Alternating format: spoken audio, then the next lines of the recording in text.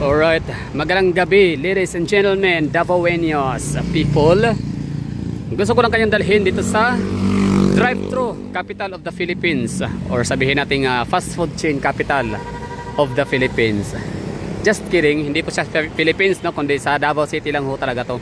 Kasi maaaring may mga lugar din sa Pilipinas na ganito din, no, talagang head to head, nose to nose, so talaga ang labanan ng mga fast food restaurants and drive-thrus. So dito sa Davao City, meron tayo ditong Buhangin District na lugar.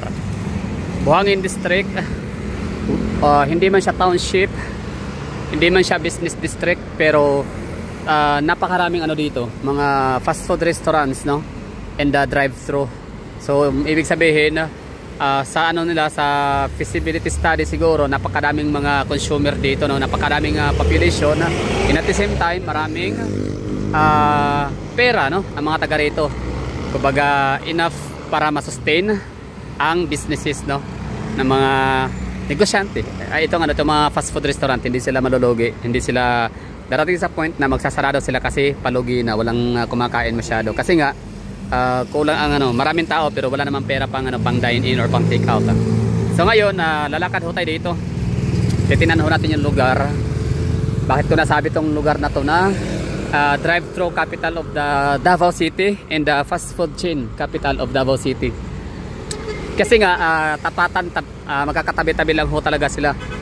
Sa unahan nito meron ditong asa na yun, flyover. Yan, lumang yan, restaurant, no, grilled, ihaw-ihaw, barbecue dito sa Davao. Homegrown ho talaga yon. Tapos eto Jollibee, no, Jollibee.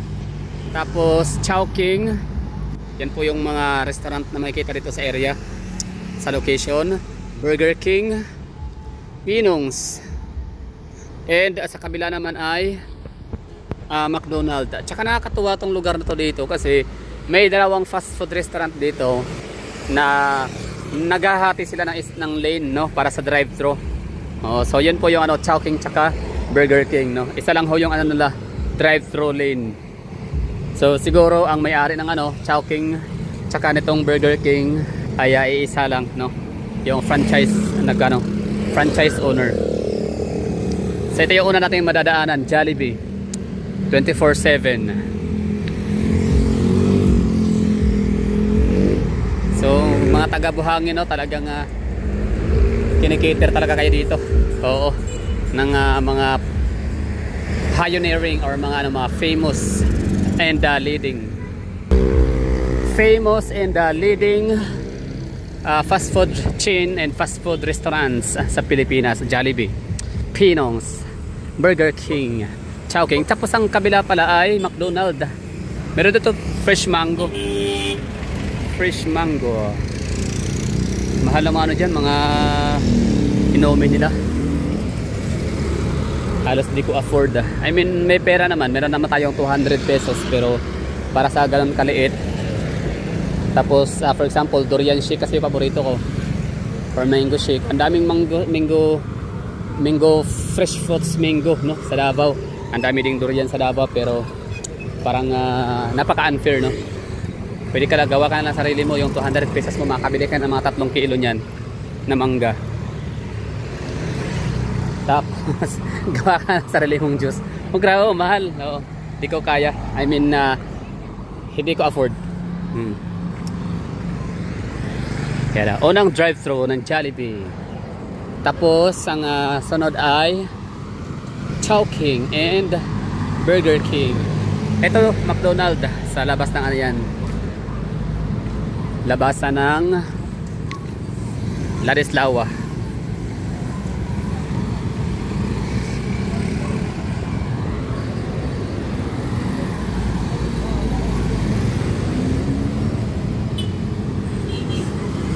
Grabe, no? Lakas ng mga taga rito sa Buhangin.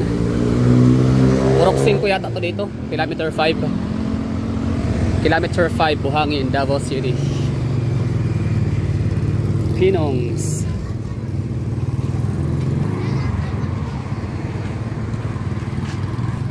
McDonald's.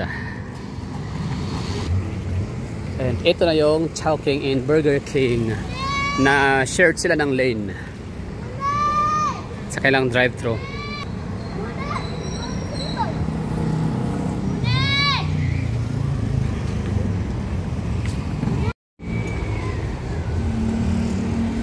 Pero di naman talaga sila isang labasan lang, kumbaga doon lang sa entrance area, yes lang sila, isa lang yung lane. So yung mga lahat ng papasok dyan ay hindi mo pwedeng hulaan kung sila ba ay mag-drive thru sa Burger King or sa Chowking, kasi isa nga lang yung way nila. Tsaka medyo siya confusing para sa mga first timer. Kunyari magda-drive thru sa Chowking, although may nakalagay naman nakalagay Chowking drive thru this way,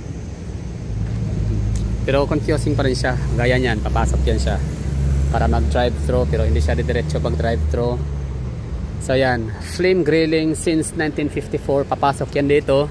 Yan drive thru. Dalawa yan, Chowking and Burger King.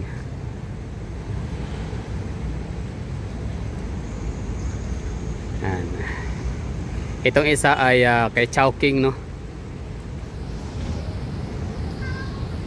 Kay karatula ni Chowking, drive-thru by Chowking. Ito naman isa ay drive-thru ni Burger King. Di ba nakakatawa lang, no? So nag-uusap sila na isa lang yung kanilang entrance area sa kanilang drive-thru. Pero pagdating naman sa sa exit point or exit area, magkaiba na sila. Oh, yan yung exit ng ng Burger King. And exit naman ng Chowking.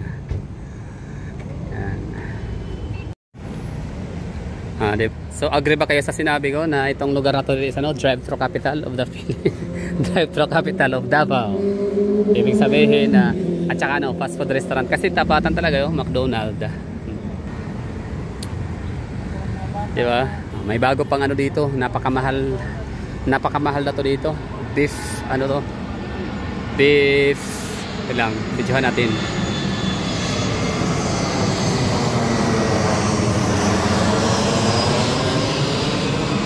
Right. House of the Beef. Yan. House of the Beef. Tapos McDonald's. Tapos Burger King.